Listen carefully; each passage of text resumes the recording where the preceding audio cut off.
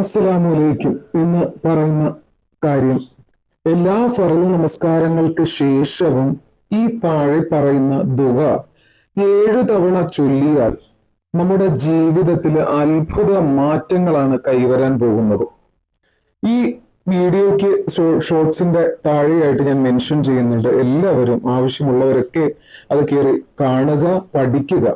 ജീവിതത്തിൽ അത്ഭുത മാറ്റങ്ങൾ കൈവരുവാൻ വേണ്ടിയിട്ട് ഈ ദുആ അല്ലെങ്കിൽ ഈ ആയത്തിനെ 7 തവണ ചൊല്ലിയാൽ മാത്രം മതി. ചൊല്ലുക എല്ലാ ദിവസവും, എല്ലാ ഫർള് നമസ്കാരങ്ങൾക്ക് ശേഷവും 7 തവണ ചൊല്ലുകയാണെങ്കിൽ ഇൻഷാ അല്ലാഹ് ജീവിതത്തിൽ മാറ്റങ്ങൾ കാണുന്നതാണ്. ഇൻഷാ അല്ലാഹ് നമ്മുടെ കാര്യങ്ങൾ എളുപ്പമാവുകയും ചെയ്യും.